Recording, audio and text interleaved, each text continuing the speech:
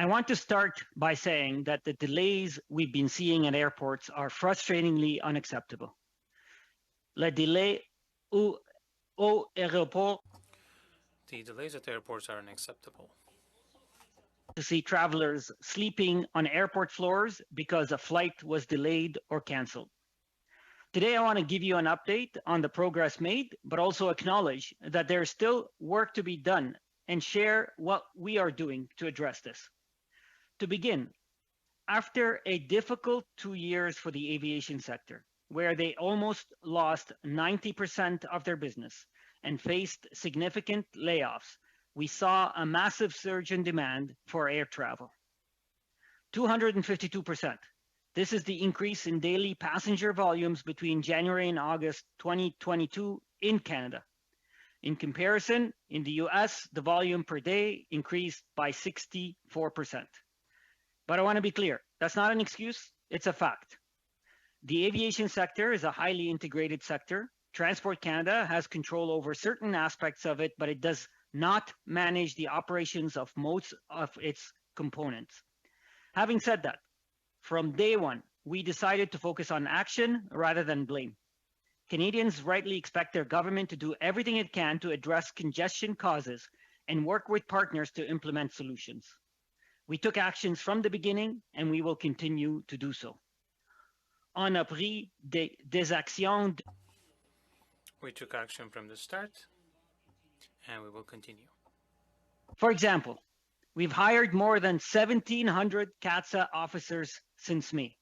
The result is that 87% of passengers departing from the 4 largest airports were screened by CATSA within 15 minutes over the second week of August, and that is up from 63% over the first week of May. There's still more work to be done, and we continue to hire CATSA officers every day. Over the past few months, we've also addressed several potential operational bottlenecks, including public health measures, like mandatory random testing, which is now being done outside of airports. As we know, airport operations are extremely interconnected, and coordination between partners is essential. Les opérations dans les aéroports. The operations at airports are interconnected. Transport Canada sets airport and airline safety standards. Airlines are responsible for transporting their customers, deal with flight plans, and are responsible for passenger baggage. Airports manage flow of planes and passengers on their premises. CATSA is responsible for security screening, while CBSA is responsible for welcoming and processing international arrivals. Each of our partners has an important role to play in Canada's air sector, and if there are issues in one area, it affects other areas. Over the last few months, I personally met with airlines and airports across the country, as well as other partners in the industry. I've traveled and visited 13 airports, big and small, to see the situation firsthand. I'm happy to see encouraging results, such as only 2% of flights planned for Canada's top 4 airports over the second week of August were cancelled, which is, by the way, closer to the traditional average. This has been a drop from 5% over the first week of July. I also want to touch base on another important subject. Passengers have rights. Les passagers ont des droits. Passengers have rights. Was the first government in Canadian history to recognize that and do something about it in 2017. And our government worked with the Canadian Transportation Agency, or the CTA, which is the independent quasi-judicial tribunal and regulator of Canada's national transportation system, to create the Air Passenger Protection Regulations a few years ago. Airlines must respect travelers' rights and compensate travelers who are eligible. The CTA, like any other tribunal, is responsible for receiving and analyzing complaints from travelers who believe they are entitled to compensation in instances where airlines have not provided it. Our government has given the CTA an additional $11 million just recently to help them process the backlog. On a donné 11 millions de dollars. We provided an additional $11 million to the CTA. Make sure the CTA has the resources they need to fulfill their mandate under the air passenger protection regulations. In closing, I want Canadians to know that their government has been actively working at addressing airport congestion caused by surge in air travel demand. We are seeing encouraging results, but there's still more work to be done. There are those who have a vested interest in embellishing reality and undermining confidence in our airline sector only to score political points.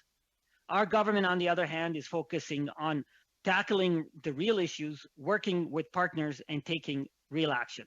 Our plan is to do everything possible to reduce delays.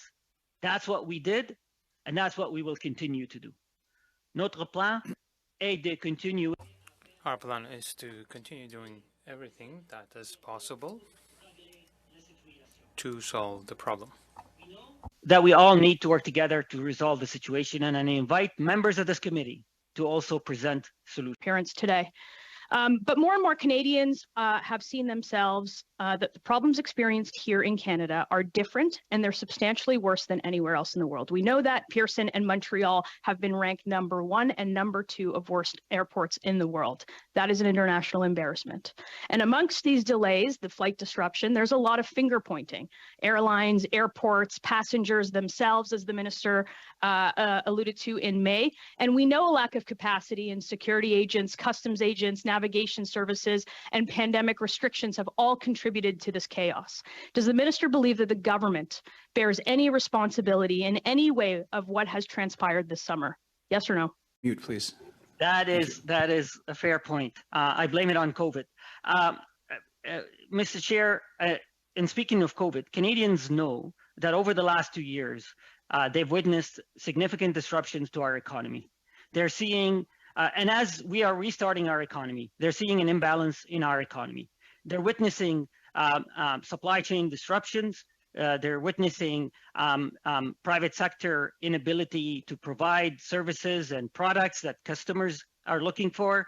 They're witnessing similar delays and phenomena across the world. So I know this is a time of uncertainty. I know, rightly so, Canadians expect their government to focus on mitigating these factors and doing everything they can to resolve it. I wanted Canadians to see that from the beginning, their government is focused on taking action to do everything we can to help Canadians. And I hope that months from now, Canadians will look back and see that their government was taking real action, doing everything we can to address the root causes of the issues. We are witnessing Minister, I'm just going to jump in here. I am committed to doing everything we can to address these issues. Thank you, Mr. Chair. Thanks. I have a limited amount of time, and I hear that the answer is no. Mr. Chair, this week alone, families returning from long-awaited vacations on a number of flights into the minister's home airport, Toronto, which is also mine, waited almost 4 hours for their bags. So Mr. Chair, I asked, does the minister think that this is acceptable? How long should they have to wait? Is it 20 minutes? Is it 2 hours? Is it 3 hours? There is no standard. That's the point. Would he agree that the federal government should enact a service standard for those elements of air travel under its jurisdiction so that we can meaningfully improve travel that he doesn't think the government has any responsibility in, according to his last answer? Mr. Chair, let me just say that for decades, previous governments didn't do anything about passenger rights. It was our government that was the first government in Canadians' history that put together regulations that protect passengers' rights.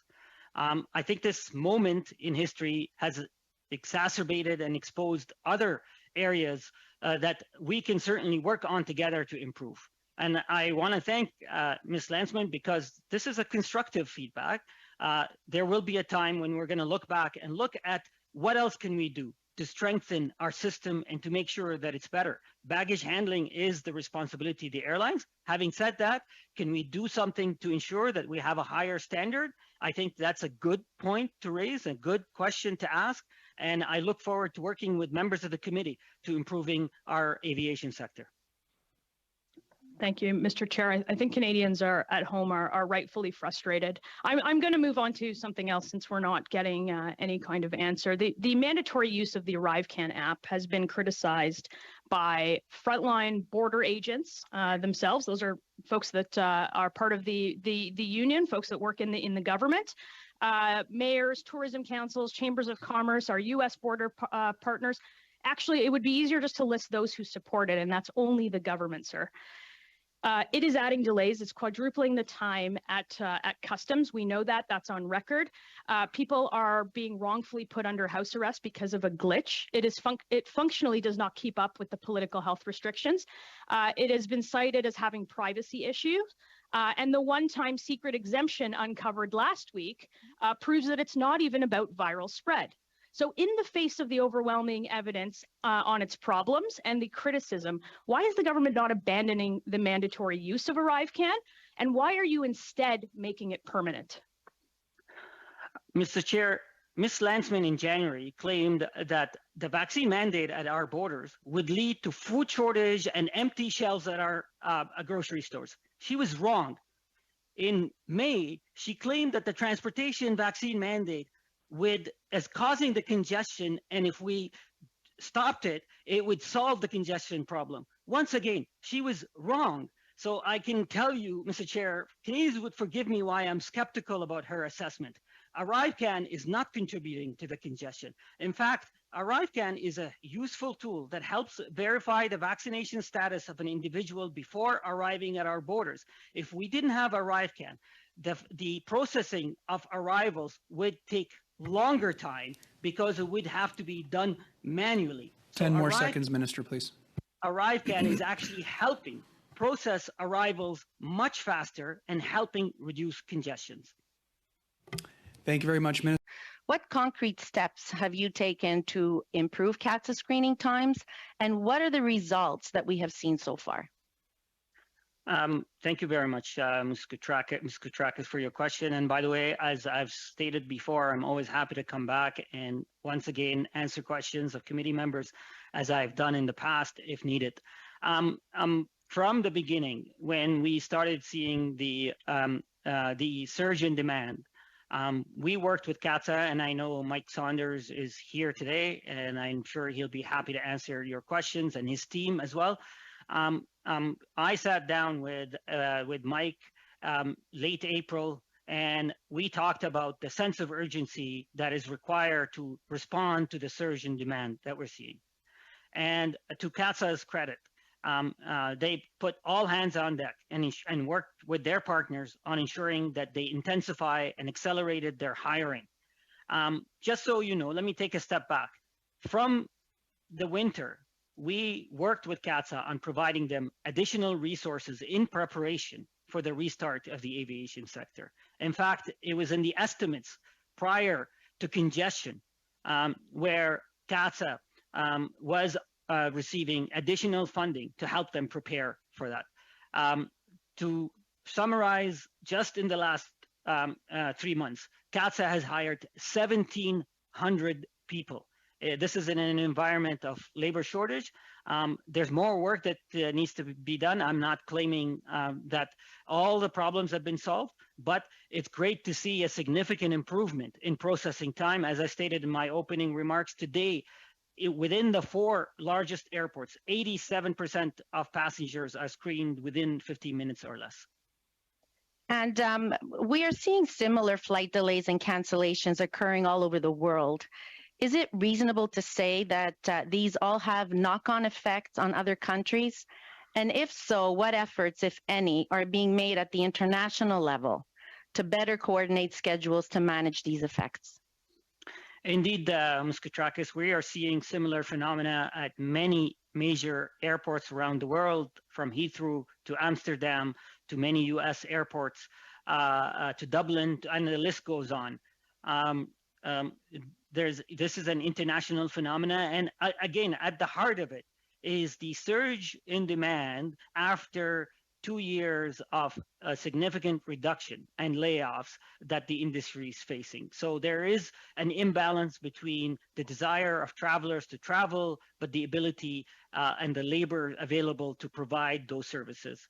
Undoubtedly, there needs to be better coordination among. And what is the rationale for maintaining the ArriveCan app, Minister, to the best of your knowledge? Why are we maintaining this app? Canada, like several other countries around the world, continues to ask international arrivals to show their vaccination status.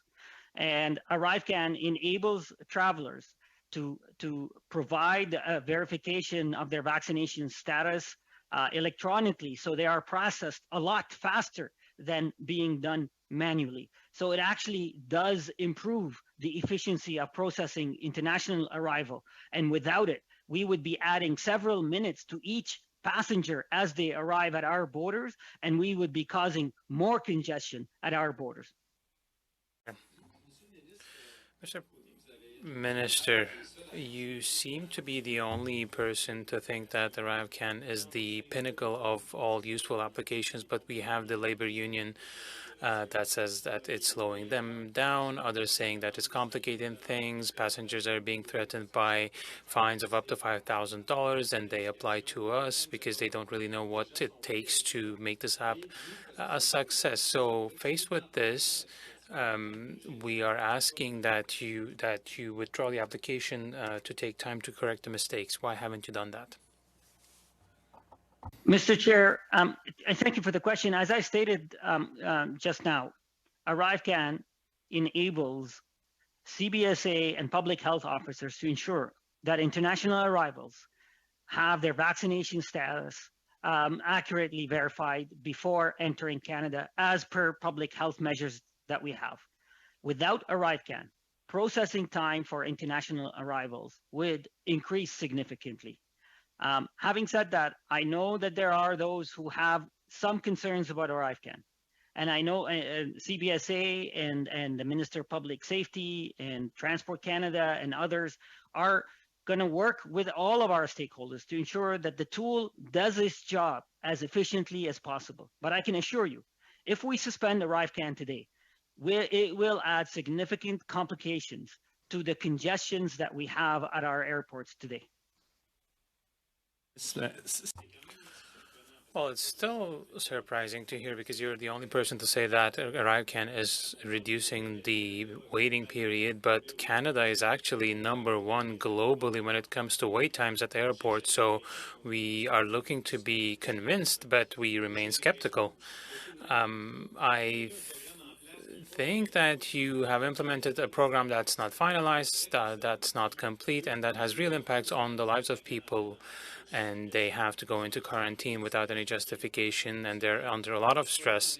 So right now we see that passengers are being treated like guinea pigs. Do you think this is normal?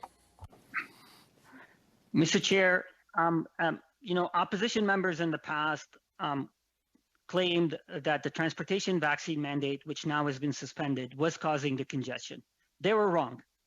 I can tell you, they're wrong when they claim that ArriveCan is causing congestions at our airport today. I have explained in all honesty and transparency the root causes of these congestions. We are working with our partners to address them. We're seeing significant improvements over the last 2 months that can be provided data to back it up. This is moving in the right direction. We will work with partners on ensuring that we can improve ArriveCan. We address the concerns that people have, but it's not causing the congestions at our airports. Mr. Minister, it looks like you almost joined us to praise the steps you've taken, but I don't think people see it the same way. Now, when it comes to plane tickets, people plan things ahead of time, weeks and months in advance, but you have completely failed in the planning. aspect of things. There is a report that has to do with cuts that was in the press in May, and in May they were missing 25% of staff. Now things have picked up a bit, slightly improved in the month of August, but the problem was clearly on your end. So instead of taking action, you chose to blame airports and airlines. Why? Mr. Chair, I mean, the report that my honorable colleague is referring to is exactly what I am saying right now. There is a labor shortage issue. And in May, all agencies and companies and airports had a massive labor shortage compared to the surge in demand that occurred then.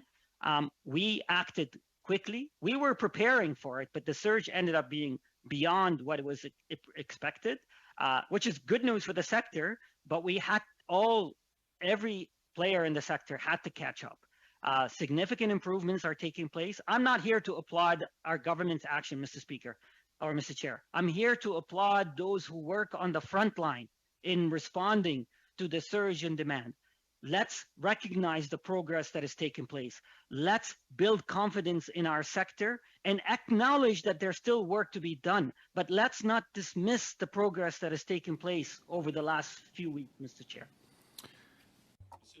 Mr. Minister, on the 16th of June, the Parliamentary Secretary was saying in committee that the chaos and the airports, and they were saying this would have to do with micromanagement in daily operations.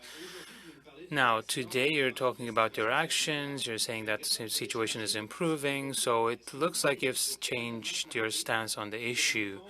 Now, you are trying to just absolve yourself of responsibility in this case. That's what it looks like. Mr. Chair, I've been consistent since May. Labor shortage is the root cause of labor or airport congestions. Labor shortage at airports, labor shortage at airlines, labor shortage at other agencies, and there is an imbalance between the appetite of people who want to travel and the ability to service those who wanted to travel. Significant progress has taken place over the last few weeks, and we're seeing similar phenomena around the world. This is not just unique to Canada. This is part of the recovery from COVID public health measures that the world has witnessed over the last 2 years. This is not an excuse, Mr. Chair. These are the facts. And I am here to reaffirm our commitment to continue to work with our partners to ensure that we build on the successes that has taken place and continue to focus on addressing the remaining issues. But within that context, the treatment of air passengers has been atrocious. You mentioned people sleeping on the floors of our airports. The cancellations, the delays, the way that air passengers have been treated, both by the government and by the major airlines, has been nothing short of shameful. And I think everyone in this meeting has seen this firsthand traveling through Canada's major airports. Now, your government brought in with great fanfare the Air Passenger Bill of Rights, or the APPR, which was supposed to have air passengers' backs. Now, can you tell me with a straight face that those regulations have protected air passengers over the past year? Mr. Chair, let me just also thank all of my colleagues for their well wishes. Minister, I only have 6 minutes. I've got a lot of questions for you. So okay, well, I'm glad you have a lot of questions, and that's why I'm here, for sure. Mr. Bachrach. Look, as I said, governments for decades didn't do anything about passenger bill of rights. We did something. We took action, and these regulations protect passenger rights. Currently, the CTA is going through several complaints or thousands of complaints that passengers have submitted. I want to encourage, let me just state unequivocally, it's unacceptable to see passengers sleep on the floor at airports. It's unacceptable. And while I want to avoid speaking about specific cases, as you can imagine, because I leave it up to the CTA to examine the merits of each case, but it's unacceptable, and there are standards that make sure that airlines fulfill their bargain. And CTA is responsible for going through these complaints and adjudicating them. And I am confident that they will do everything they can. to uphold these regulations and to ensure that the airlines fulfill their end of the bargain. Minister, what is the current backlog of complaints submitted to the CTA? I am not 100% sure, but I think it's about maybe 15,000. Okay, last time we checked, it was 18,000. The service standard for the CTA is 20 days to resolve a complaint. How long is it currently taking the CTA to resolve a passenger complaint? Mr. Bachrach, the recent budget in April included an additional $11 million to the CTA to help them deal with their backlog. Now, the backlog has also increased. I recognize that. And I can assure you that my personal commitment and our government's commitment to continue to work with the CTA so they have the resources they need to address the backlog. The work that the CTA does is incredibly important for confidence in our aviation sector, for protecting passenger rights. And we provided additional resources, but I know that we need to continue working with the CTA at ensuring that they have the resources they need to address and clear the backlog. So, Minister, let's say there's roughly a backlog of 18,000 complaints before the CTA. How many complaints has the CTA resolved over the past year? I don't know the answer. Of jurisdiction. You've brought to this meeting a number of officials from different agencies. Why didn't you bring anyone from the CTA? Look, Mr. Bachrach, the committee can invite whoever they want to. The CTA is a quasi-judicial independent body that adjudicates complaints independently.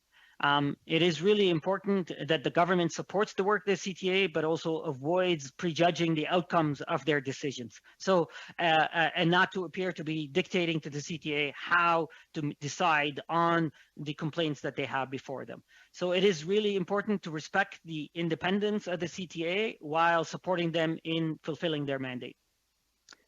Minister, do you agree with me that the treatment of air passengers over the past year has been inappropriate? Has been atrocious?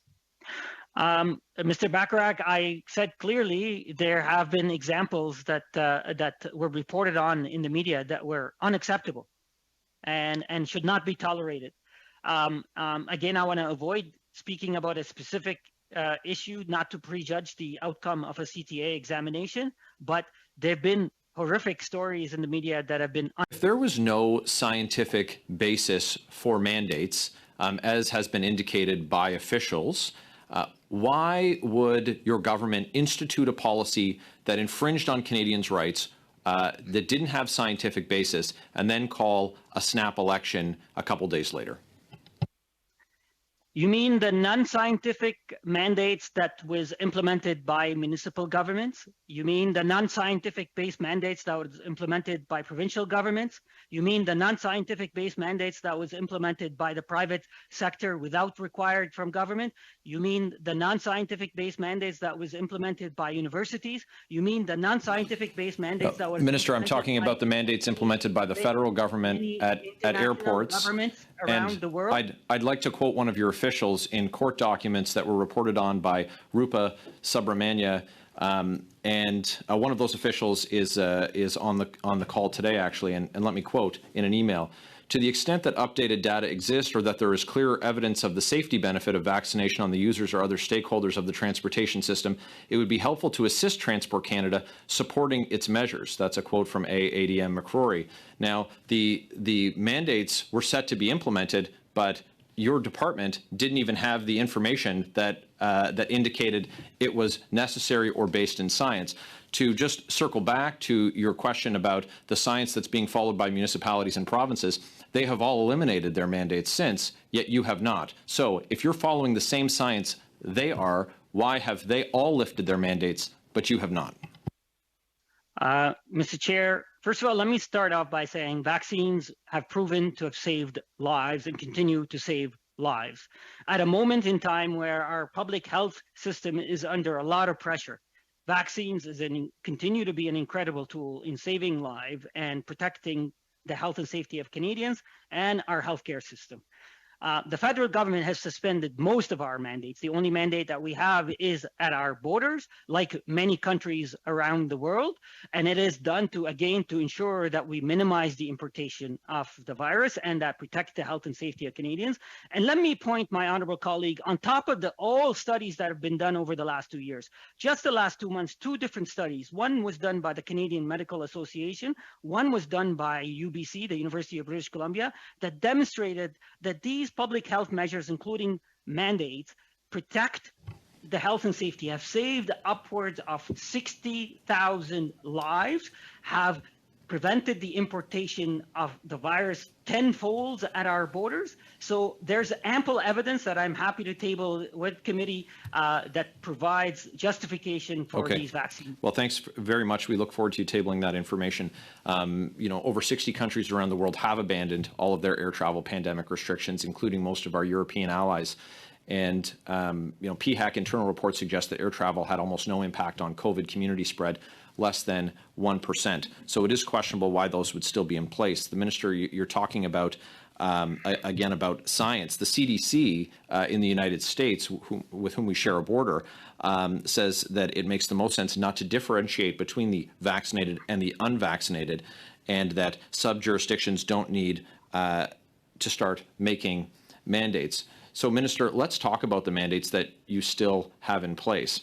What are the current regulations for air and train travel in Canada with respect to COVID-19? Mr. Chair, there are still many countries around the world that require a proof of vaccination for international travel. Your mandates, Minister. I've got less than a minute. Second, currently, the Canadian government has suspended our vaccine mandate for our transportation sector, so there is no requirement for domestic or international travel for people who are leaving the country, whether they want to get on a plane or a train. So, Minister, do you have to wear a mask on a train or a plane? And if someone does not, what should be the consequence for that person? Currently, we maintain a mask-wearing policy for federally regulated air or train sector. It is scientifically proven that masks reduce transmission upwards of 80%. We're doing everything we can to protect the health and safety of Canadians, and it is the prudent thing. In fact, it's the kind thing to do to protect 10 seconds, those please, Minister. sitting next to you. Minister, your Prime Minister was seen not wearing a mask on a train just mere weeks ago. Was that not prudent or kind?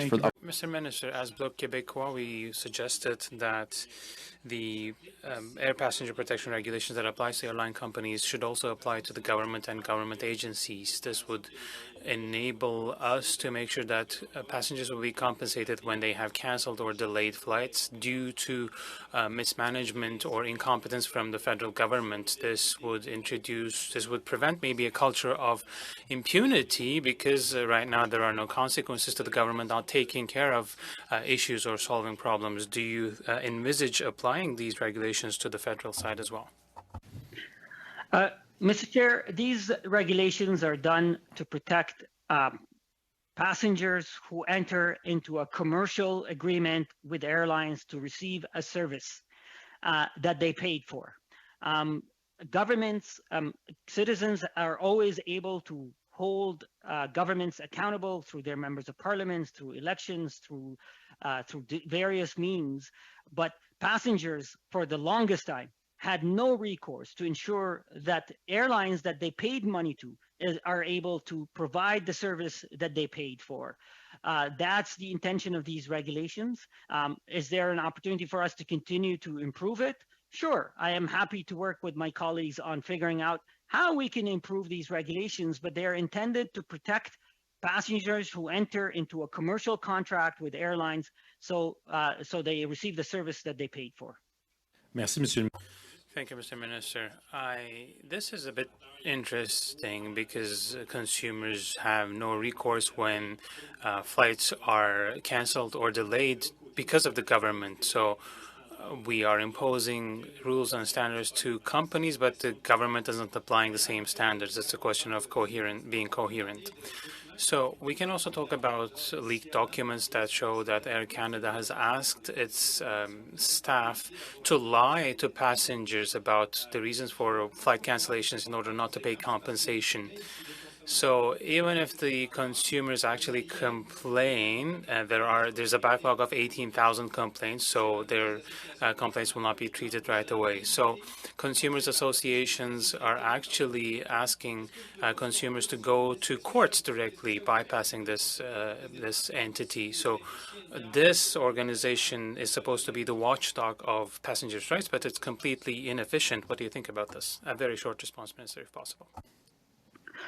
Mr. Chair, the CTA is an independent quasi-judicial body that is adjudicating these complaints independently. I can assure you that I have confidence in their ability to do their work and that our government will continue to assist them to ensure that they have the resources they need to protect passengers. I understand that recently the CTA issued a ruling that labor shortage could not be claimed as safety matter. So the CTA looks at individual complaints and adjudicates them based on the circumstances. On December 29th, Air Canada issued an internal memo stating that effective immediately flight cancellations due to crew are considered as within carrier control for safety. And further, that passengers will no longer be eligible for APPR claims / monetary compensation. Does this reflect your understanding of the spirit of the air passenger protection regulations?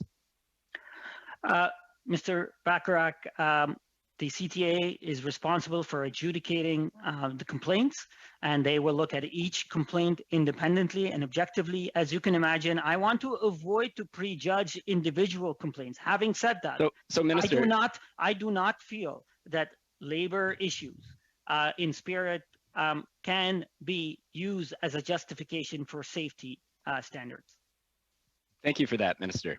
Now, you've repeatedly said that the CTA is an independent body, and yet Cabinet and yourself as Minister of Transport are ultimately accountable. You created the legislation, you created the regulations, and you're responsible for the CTA. Now, Section 43 of the Canadian Transportation Act empowers you and Cabinet to issue policy directives to the CTA. Will you use this in light of what has happened to air passengers over the past year, in light of the fact that airlines continue to treat passengers in such atrocious ways when it comes to delays and cancellations? Will you use this policy directive to strengthen the APPR?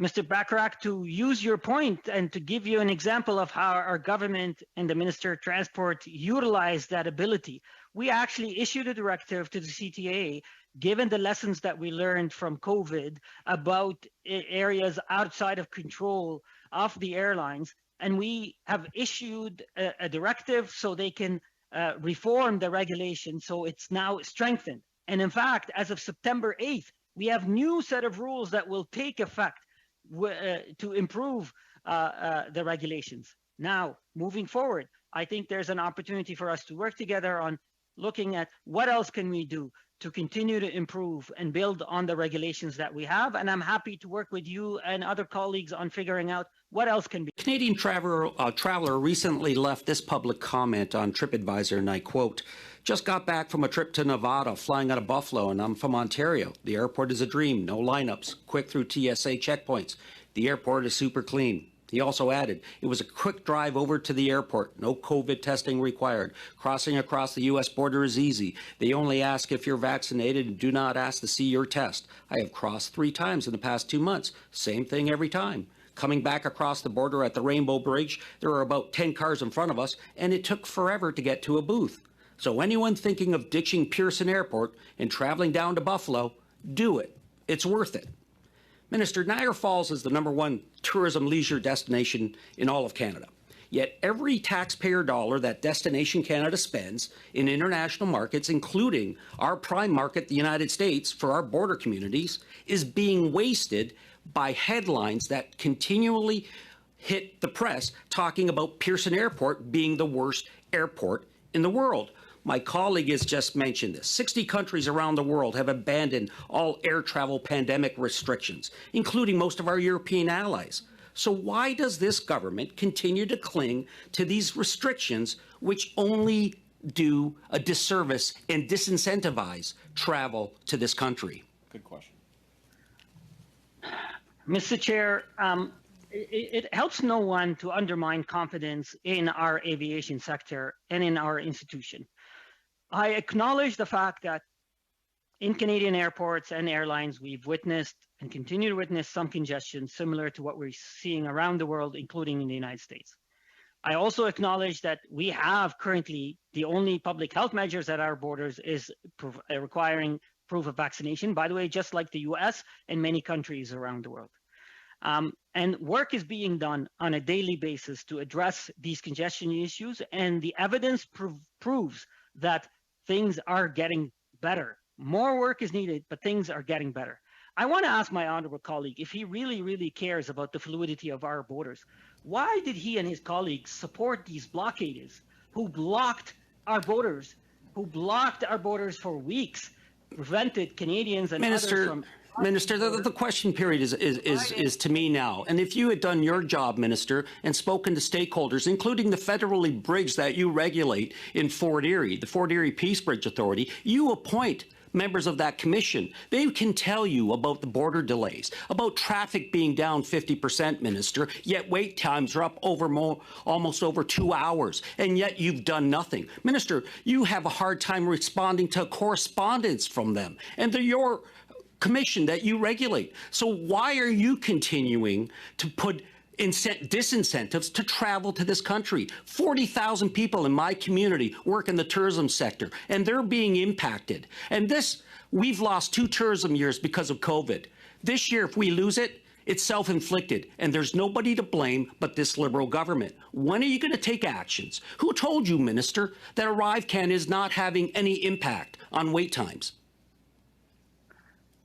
Mr. Chair, setting aside the bluster there, we continue to do everything we can to protect the health and safety of Canadians and facilitating smooth border crossing for all travelers. And we have had all hands on deck, whether it is at airports or land borders. My colleagues and I have been working with border communities to ensure that they have the tools they need to facilitate safe and efficient border crossing. Mr. Chair, the public health measures that we have. Who have you spoken to, Minister? Have you spoken to the stakeholders? Have you spoken to the bridge commissions? Have you spoken to the tourism stakeholders? My understanding is the Liberal caucus was meeting recently in Niagara Falls, the Ontario caucus. Did they meet with any stakeholders to hear from them directly about the impact that it's having on my community? Yes or no? Mr. Chair, I know my colleague Vance Badawey is here, a member of the committee, who's been a proud and a vocal advocate on behalf of the Niagara region, who has been a champion for the Great Lakes, who've been a champion for the communities, who have been working... Then why aren't you listening to them? ...collaboratively with our ministers, who've been working collaboratively with stakeholders. I have met with stakeholders. I've met with experts in tourism, and we will continue to do 10 more seconds, please, Minister. To ensure. Why does it take you months to respond to your own government agency that reports to you? A safe and efficient travel. It's unfortunate that the Conservatives never taken COVID seriously. It's unfortunate that the Conservatives supported these illegal blockades that blocked our borders and had a massive impact on border communities, have not apologized for it to this day. But we, on the other hand, Mr. Chair, are focused... Minister, they're going to hold a parade in Buffalo for you. Thank you very much, Their Mr. Chamber of Baldinelli. Commerce is going to hold a parade for you. Thank you, Mr. Has ArriveCAN caused delays?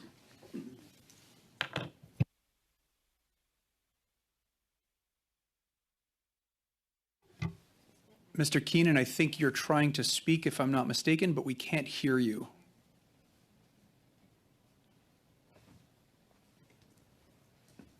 The ArriveCAN app is actually the vehicle for the provision of the medical information and public health information that is mandated through the Order in Council as issued by the Public Health Agency of Canada. And without the use of the ArriveCAN, for which we receive the information 99.5% of the time in advance in air and in marine, and just over 90% in land. That information would need to be collected either by paper submission or orally for capture and input by a CBSA officer. And so without the ArriveCAN, it would take far greater time to process individuals than it currently takes.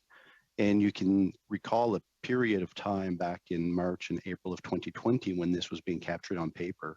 And we had significant delays at Canadian airports and at land borders. And so it's been a very efficient tool to allow for the capture of that public health information. Thank you.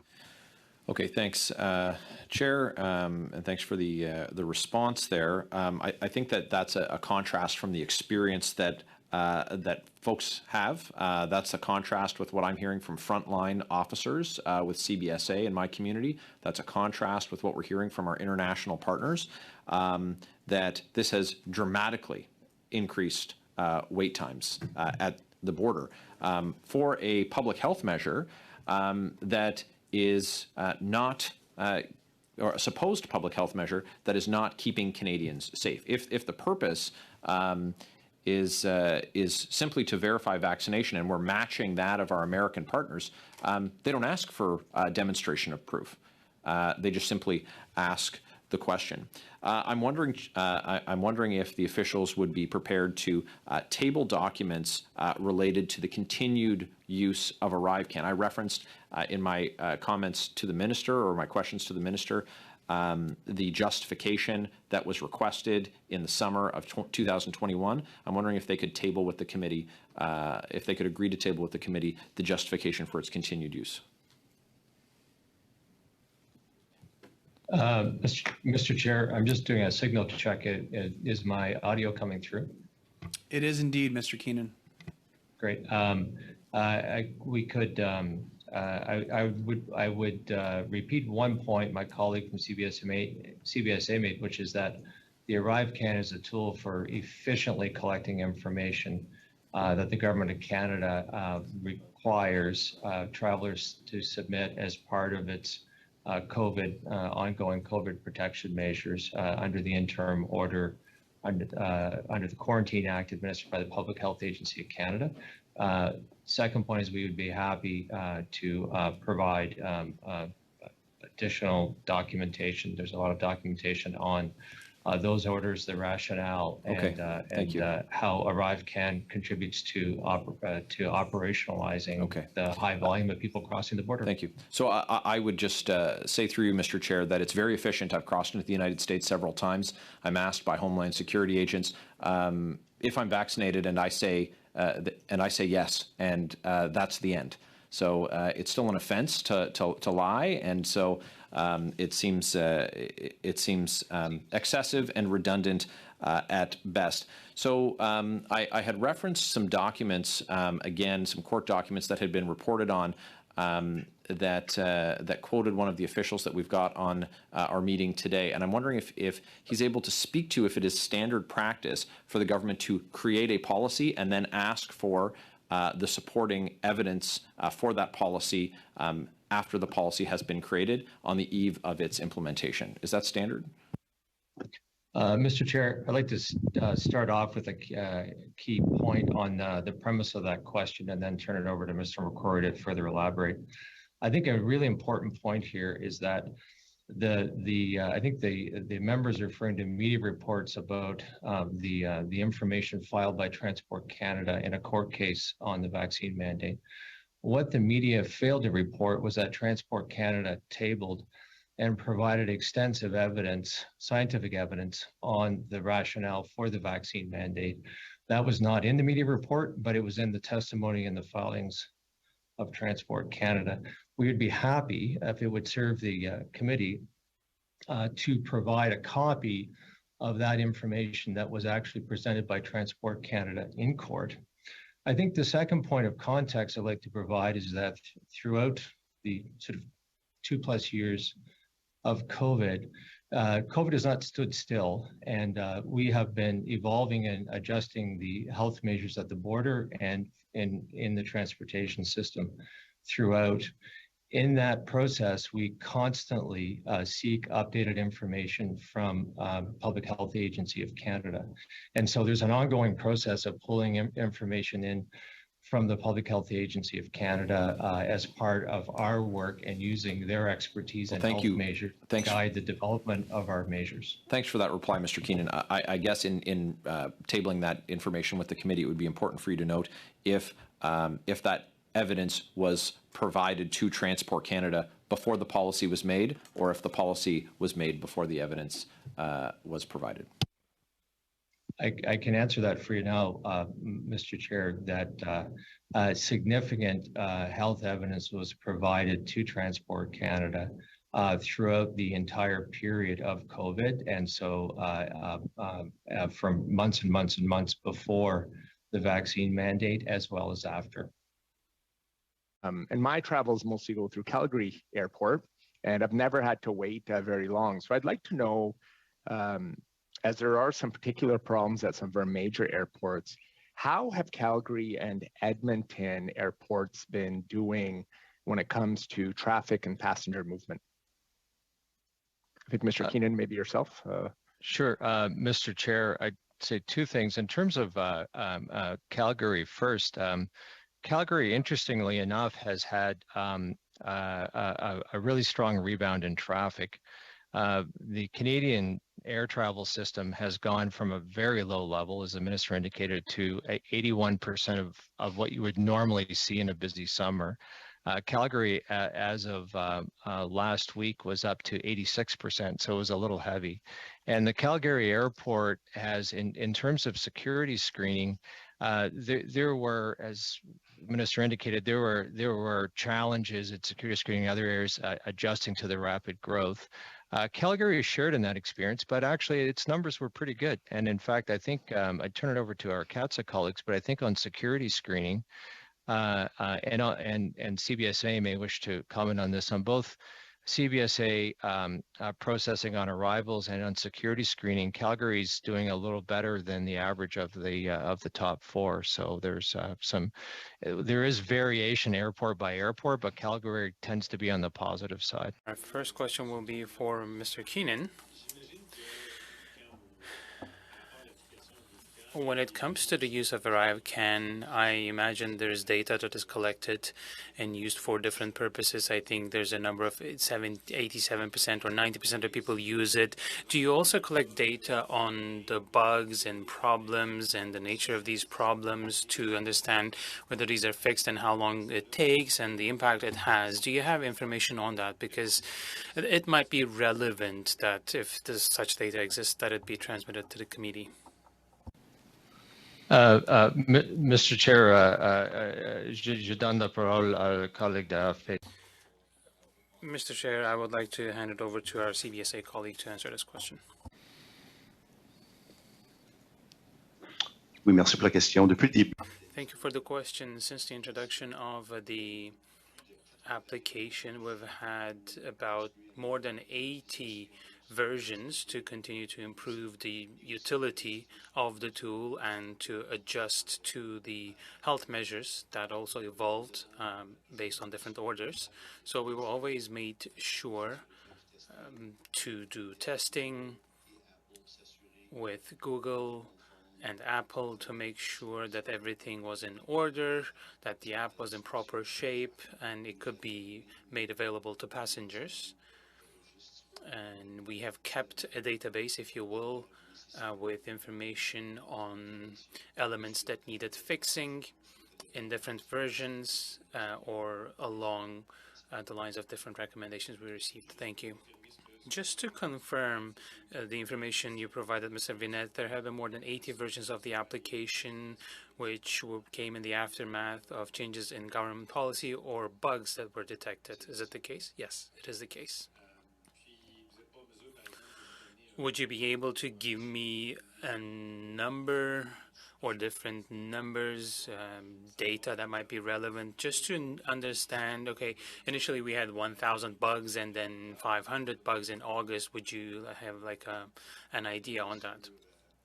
I don't have the data, unfortunately, to answer this question, but most recently in the media, there was mention of 10,000 people or so using Apple phones, iPhones, who were impacted from for a couple week period, and it took a couple of weeks to fix the situation. People were receiving emails to quarantine, so we detected these cases. We passed this information on to different colleagues, and this was fixed.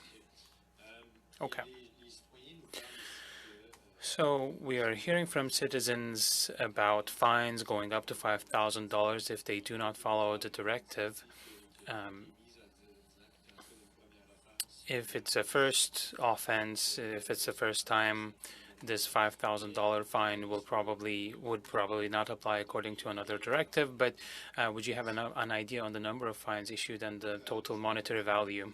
I would hand it over to my colleague, Ms. Lutfalla, on the fines, but we do collect the information coming through ArriveCAN, and it is there is a 14-day quarantine.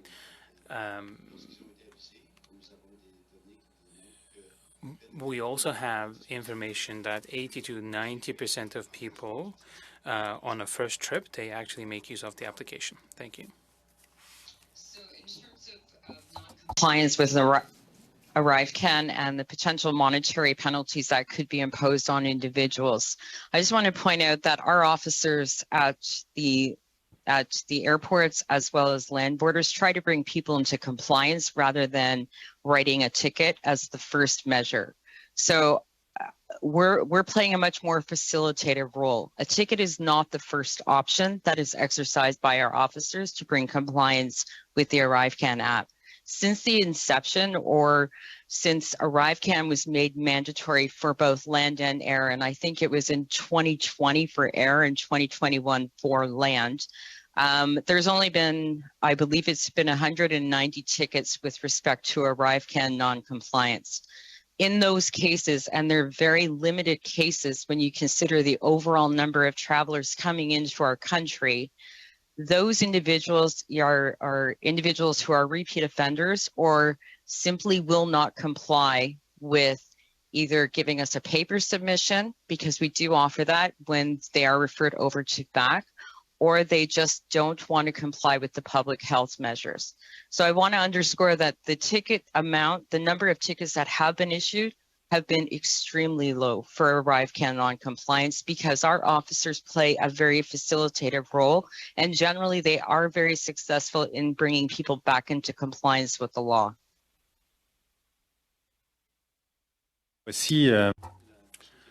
My next question will be for Mr. Vinette, but maybe someone else can answer as well. So during the pandemic, when we had quarantines in place, there were a lot of questions and reaction against how quarantines were being followed, and if there was any follow-up, because in some situations that wasn't the case. So I would like to know if the follow-up right now is effective and how it's being done. This would be a question for my colleague, Ms. Lutfalla. So there's a multi-pronged approach that's being used for quarantine follow-up. Quarantine is generally applied for individuals who are unvaccinated or deemed unvaccinated because they were unable to provide us vaccine credentials. We at the Public Health Agency, we have if you want to call it an escalation protocol, where we will start with phone calls. There will be reminders that are sent through ArriveCAN to remind individuals of their quarantine as well as their testing obligations. We also have callers who will contact these individuals directly to make sure that they maintain their compliance with their quarantine requirement. But also these individuals, these callers, will call individuals who test positive to ensure that they meet the isolation requirements. CATSA. Now, at past meetings, I've asked about the Summer Attendance Incentive Program, which is a program that CATSA's contractors have put in place using public money to offer a financial incentive to screening officers and other CATSA employees who don't take their booked summer holidays and don't take any sick time over the summer months. Now, in my past questioning, the response from CATSA has been that this was put in place to address absenteeism. And I wonder if the officials from CATSA could define absenteeism for me. Thank you very much for the question. Just to make one clarification, it's not the incentive program was not offered to CATSA employees. It was offered to the screening contractors, to the screening officers across the country. Sure, fair enough. But these employees wear CATSA badges on their shoulders. So you'll forgive me if we don't conflate the two. These are employees working for CATSA contractors, and this program uses public money through CATSA in order to provide the incentive to address absenteeism. How do you define absenteeism? Absenteeism is actually, I think I would actually defer to my colleague Neil Perry to define the absenteeism as per this program. I believe he's responded to you not on that particular element of this program, but on other elements of it. Sure, thank you, Mr. Chair. I'd be happy to respond to that. There's different types of absenteeism, and I'll make a clarification, as I did at my last appearance, between what the incentive is intended to achieve. We want to incent screening officers from coming into work for their scheduled shift when they are not sick and when they are not on vacation.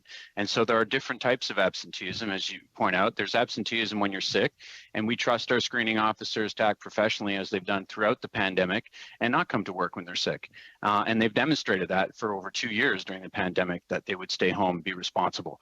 When they have planned vacation, we encourage them to take it because, as we've talked about for almost 2 hours now, it is an extremely busy environment, and they have done a noble job under these circumstances, under these pressures. However, there is the occurrence from time to time at different locations where, for a scheduled shift, that there are something called book-offs, and we are trying to reduce that by offering our contractors the opportunity to bill us for their programs. And those programs allow that if you are sick for a couple of days, you are not disqualified from the incentive program. For the further weeks throughout the summer, you can earn up to $200 per cycle for coming in for your scheduled shift. So, Mr. Perry, what you've just said contradicts the documents that we've seen from CATSA contractors, which very clearly indicate that if workers take sick time, they are disqualified from receiving the bonus for the week in which they took that time. Are you aware of this? I am aware of this, and that doesn't contradict what I just said. What I said is if they are sick or away that week, they qualify for the other weeks that they show up for their scheduled shift. And so they continue to be eligible. They're not disqualified from the program. I'm aware of the documents. I have seen all of the memos issued by our contractors. Some of them have been amended since. I believe the copy that you had at our last meeting. There's further clarifications within those memos that talk to what's eligible. This is a program that was rolled out quickly. We worked with our contractors. There was a number of questions they received from their union representatives. We went back with them to clarify that we don't want to see people disqualified. We want to ensure that they can take their vacation, and that if they are sick, that we want them to stay well. But we also want them to continue to be eligible for those weeks to show up for their shift when they're not sick or on vacation.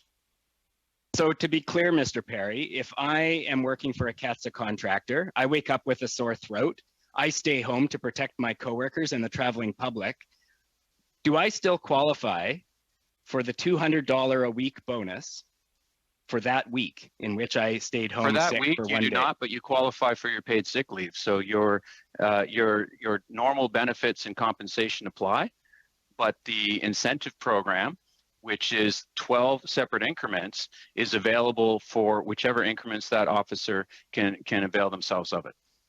So, Mr. Perry, can you not see how this puts workers in a very difficult situation? Because essentially, you wake up with a sore throat and you're making that decision about whether to go into work, and there's $200 on the line. Is this not an incentive to go to work sick? We don't see it as an incentive to go to work sick, because screening officers without this incentive are entitled to all of their base compensation, which includes their hourly wage, their health and dental benefits, paid sick leave, paid holiday. This is supernumerary to that compensation. So they're not out of pocket in any capacity. The incentive program is an additional bonus structure that they can avail themselves of when it's the best opportunity for them. Yeah, I think you know where I'm going with this. They would get $200 if they went in sick with a sore throat. They would get the $200, and they lose the $200 bonus if they stay home. Have the unions conveyed concern about this program directly to CATSA? I'd have to verify on that. We generally, the unions convey their concerns directly to their employers. Okay, and am I clear to understand then that that CATSA has no issues with the way that this program is currently being rolled out? I would say that the program is showing that it is working as an effective, and that our absenteeism throughout the country has been down over the summer. Thank you very much. And thanks for coming. I'm going to go back to ArriveCan. I think given the experience and the major criticism by almost every stakeholder across the industry, from travel, from to tourism, to those concerned with privacy, I'd like to know if the department has spoken to anyone outside of itself who supports it. Can you name anyone that you've consulted with regarding ArriveCan? Mr. Chair, I don't know which department you're referring to, the honorable members are referring to, but I could offer one comment on this, and perhaps my colleagues at CBSA would like to comment. One, it's an important point of context that the ArriveCan operates at the land border and the air border, and here we're talking about air congestion. One of the very challenging situations we had in air congestion was getting people through fast enough the customs hall at Pearson. And as the ministers indicated earlier in this ramp up of travel, you saw some significant incidences of planes being held at the gate and the metering of passengers into the customs hall. We have an airport operations recovery group of airports, airlines, all the partners, and including Transport, CBSA, PHAC, CATSA, and a lot of work was done to try and work through how to fix that. And a number of changes were made that have proven to be very successful, because the actual the number of holds for international arrivals has dropped 90%. It was like 300 a week in May when we were at about 65,000 people arriving a day. It's now down to like 40 a week, even though we have 90,000 people per day arriving. A number of changes were made in the management of the customs hall. Colleagues in CBSA. Sorry, I had a question about the. I'm gonna pipe in here because I only have a couple minutes, so I'm gonna ask it a different way. Everybody here on this call has implied that the app is only necessary due to the mandate. So if the government removes the mandates one day, if it decides to do that, would the department's view be that there is no need for ArriveCan? To answer the first question, in that work, we worked with all of the partners and managed to get the ArriveCan app, the ArriveCan completion rate up much higher for international arriving passengers, and that was the work with the entire industry. So there was a lot of engagement with the industry on this. They worked with us, and that was one of the key success factors in declogging the customs hall. So there has been extensive discussion with our operating partners on ArriveCan, and the fact that a lot fewer people are arriving at the customs hall with it incomplete has been a key success factor in getting people through. On your second question, I think it's difficult to speculate on the second question simply because it is, given the policy the government has today in terms of the information that is being required from passengers to ensure safe international travel, it is the completion of ArriveCan is a major force in the gains and the efficiency in the airport we're seeing now. So it's I'm going to go back to you said of a 99% compliance rate with ArriveCan. That's what we've heard, or plus 99% compliance with ArriveCan. I'm going to turn your attention to somebody named Mark Weber. He's the president of the Customs and Immigration Union, representing border agents And he says that it's that high because of assistance on filling out ArriveCan. He says the number is more like 70%. So which number is true? And in terms of looking at that 99%, are you misleading? Are you being misled on the compliance rate? Because there's a very big difference between those who come ready with it done and CBSA agents being taken away from their work to help people do it, because that's what we're hearing. I would say one thing and then quickly turn it over to Mr. Vanette on this. On the premise of your question, agree. And in fact, a lot of work was done in the context of international arrivals in air to get passengers to complete ArriveCan before they went to the customs hall. Because if they went into the customs hall without ArriveCan done, it clogged up an extremely busy part of Pearson Airport. So getting that rate of completion up before they go in the hall was one of the key reasons why we've been able to have make such progress in the flow of international arrivals at Pearson. In terms of the statistics, I would turn it over to a colleague at CBSA to comment further. Unfortunately, does the airline passenger Bill of Rights do what it was intended to do when it comes to protecting airline passengers? And should it be tweaked if it's not doing its intended end of the day kind of protection for anyone using our airlines, whether domestically or commercially? I think the Mr. Chair, the answer to the question is that as the member indicated, the airline passenger protection, the airline passenger rights regime that Minister Garneau brought in several years ago, came in just before the pandemic, has made a significant difference in terms of how passengers are treated. But it also is it's the first time we've had a comprehensive set of passenger rights in Canada. And in the context of COVID, we've discovered that it actually does need changes. And in fact, one area where it needed an adjustment is that the system hadn't contemplated a massive disruption of air travel on the scale that we saw with COVID in March of 2020. And that's the reason that the Minister of Transport brought forth regulations to strengthen the requirements for refunds in situations where there's a major disruption and an airline is incapable of completing a journey. And that enhancement in the passenger rights is actually coming into force on September 8th. The impact of mandates on sort of protecting the population, I would have to turn to the colleague from Public Health Agency of Canada. So with respect to the measures that have been put into place as a result of COVID-19, I mean, we've undertaken a multi-pronged or multi-layered approach.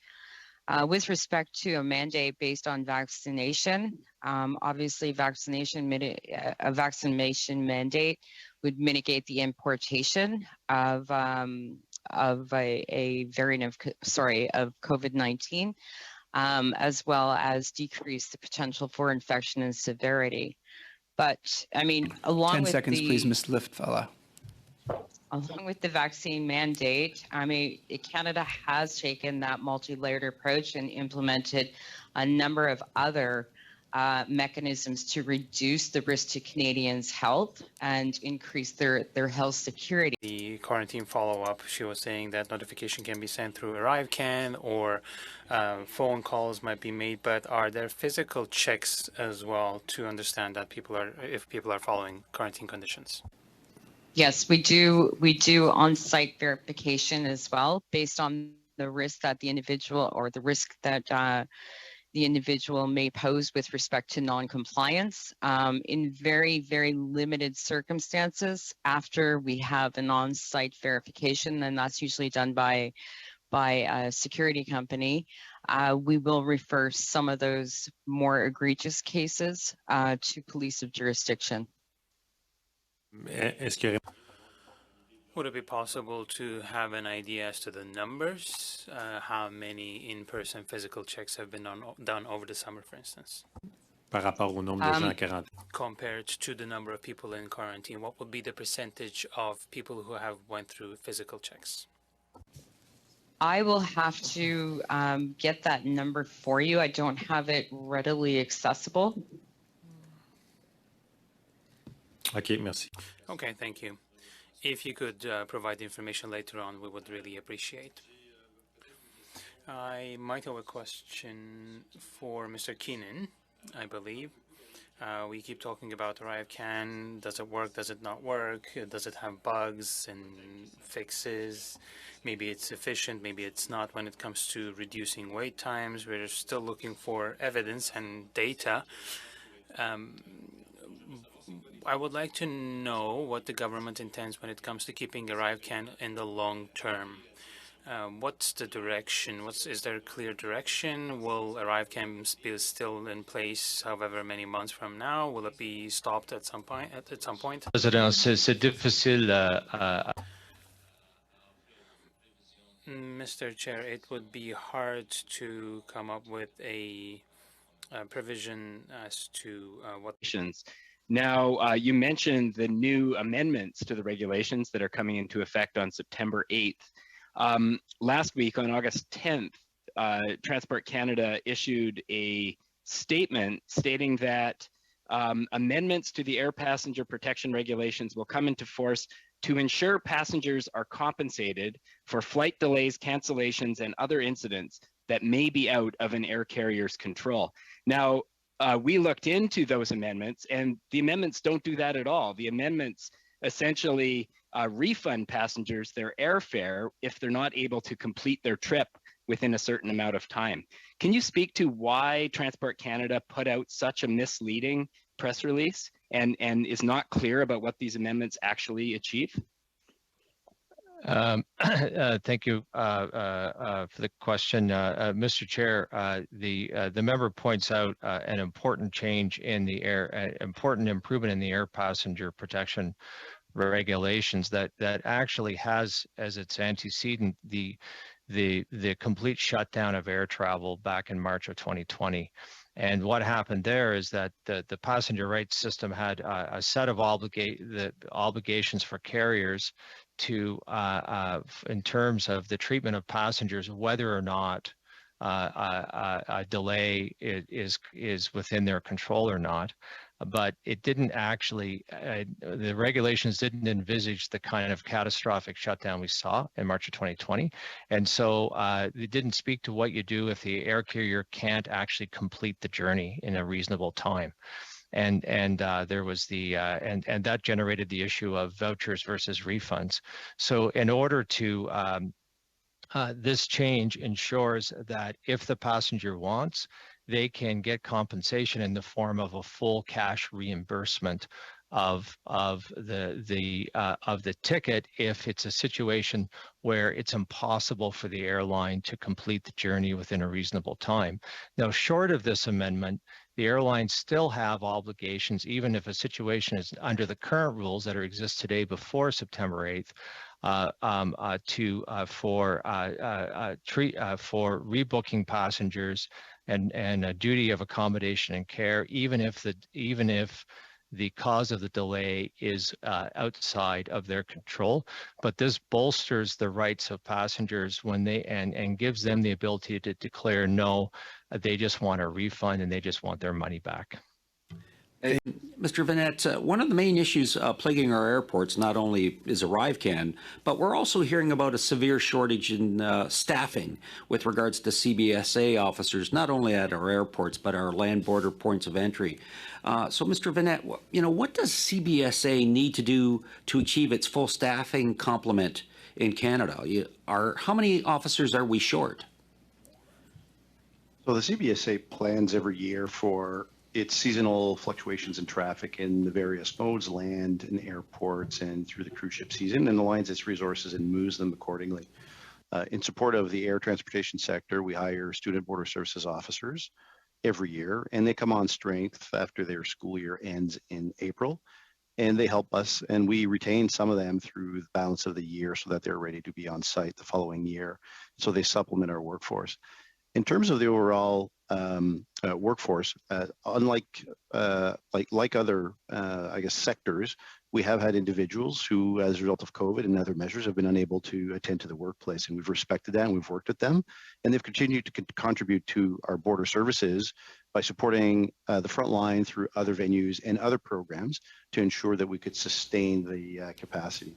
So we continue to advance the staffing, and I'm pleased to report that we've actually doubled our recruitment target for the next 2 years in order to offset the loss of some officers as a result of the COVID restrictions that may have been affecting them and their ability to return to the workplace. Well, thank you for that. I was just checking the CBSA employment page earlier before coming over, and it said that there was a COVID notice, and it said due to the impacts of COVID-19, we are experiencing unforeseen delays with some aspects of the selection process.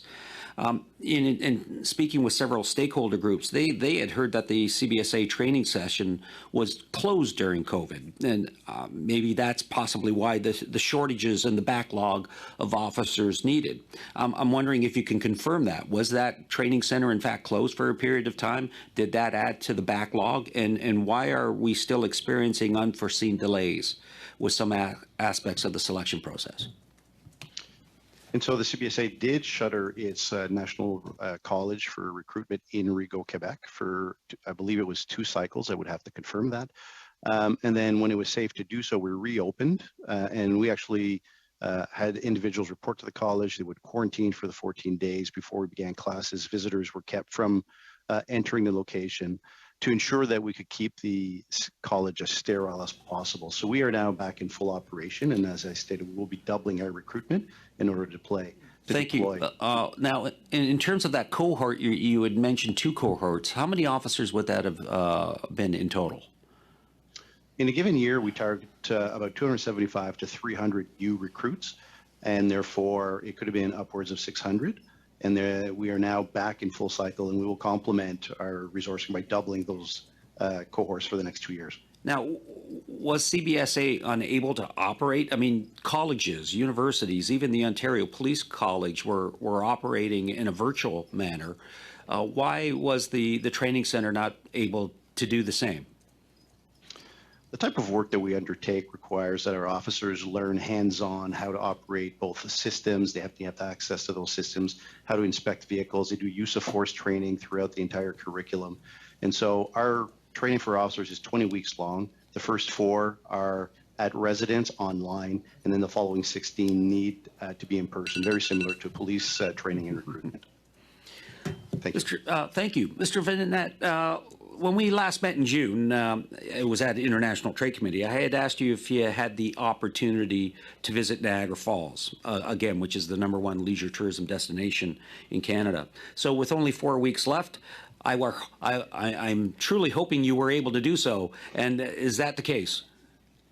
I vacationed. My summer vacation was spent at Niagara-on-the-Lake and in Niagara Falls this summer. I have not visited my operations there at this time. I've been heavily focused on the airport operations, and it's been well in hand with our regional director general for the area, with whom I'm in touch on a daily basis, to ensure that we are being responsive to the demands in terms of individuals who are traveling through our land borders, which is now recovered to just above 60% of historical volumes. Burnett, consider this your invitation again to come down. I'd love to have you down. Again, we've got 4 bridges in my riding alone, and 2 of those are in the top 4 commercial land crossings in all of Canada. So they're vitally important to us. So to ensure the efficient and effective flow of traffic, we would like to have you down. And in fact, speaking to those 2 bridge commissions, because in fact, we're finding bridge traffic down 50% pre-pandemic, but we're finding wait times that could be over 2 hours long in comparison to pre-pandemic times. So we need to find a better solution to those impacting the efficient flow of tourism and trade crossing those border points. Thank you very much, Mr. Baldinelli. Of a letter that was sent to the chair of the Standing Committee on International Trade earlier on this year. And I will quote Louise McKee, who is the Director of Public Affairs and Stakeholder Relations at the Greater Toronto Airports Authority. And I quote, Starting on June 28th, travelers arriving from international destinations now have the option at Toronto Pearson and Vancouver International Airport of completing their customs declaration in ArriveCAN 72 hours before travel, reducing the time they need to spend at a kiosk in the customs hall by up to 50%. We have already seen significant improvements and benefits as a result of this digital integration. So besides the GTAA having this opinion, have you heard from any other airport authorities that share the same opinion on ArriveCAN? Mr. Chair, I could offer a general answer to the members' questions, and then I turn it over to a colleague from CBSA. On this issue, I would say that, as I had indicated in an answer to an earlier question, a lot of hard slogging was done with all partners to get the throughput up through the customs hall and move a lot of people through a small space as traffic came back. At the heart of the strategies there, and there was a lot of really good work our CBSA colleagues did, our GTAA colleagues in terms of passenger facilitation, passenger flow, wayfinding. They could talk about that in some detail, but at the heart of that strategy was using electronic tools and digital systems to get people through faster. That included adding a number of kiosks to the customs hall at Pearson. It added a number of e-gates, and the new functionality that CBSA brought on were the e-declaration, and ArriveCAN is integrated into ArriveCAN. I would say that in our discussions with industry and the Air Operations Recovery Group, the expansion and the use and improving the functionality of the digital tools to make for a faster and easier travel process for passengers and to facilitate the international arrivals process is actually a center point of our discussions, and all the industry partners support finding the best combination of tools that respect privacy of passengers, but use digital technology to facilitate that passenger flow, and we're continuing to discussions with them almost daily in terms of how to keep making progress in that area. I don't know, Denny, if you want to add to that, because you guys are on the sharp end of delivering a lot of this. Yeah, thank you, Deputy. We've been on the path to modernization, digital services for many years, and that kind of bore the birth of the kiosks that we've seen in the airports. We're already working towards transition to e-gates with our industry or air industry partners, and we'd always had a plan to modernize through a digital offering, through various platforms. And so ArriveCAN was required for the capture of the public health measures, but the opportunity to provide your advanced declaration was always something that we already had in the books in terms of the type of work that we're going to deliver. So we had an opportunity as we worked with the airlines and the airport authorities to pursue that now to further expedite the passage through the airports. I can offer that you save about 30% of your passage time using a primary inspection kiosk. You save about 50% of your passage time using an e-gate if you've provided your advanced declaration. And it's already, we are reaping the rewards of its use, already achieving about 35% of the passenger traffic in the 3 airports where it's currently offered. So digital services is one of those elements that the CBSA was pursuing and will continue to pursue, and across all modes, looking to bring that to our land border where we have significant masses, as well as those who enter Canada through pleasure, marine, and aircraft. Thank you. Hope. Would you say, and I don't know who would be the appropriate person to say, is masking in any way creating any type of delay at our airports? 20-second response, please. I would say that we continue to, Transport Canada, as evolving regs, continues to require masking while on a plain and secure area of the airports as a protection measure. And that based on evidence, and that I don't have a sense that it materially affects the flow through the flow rates and through the airport.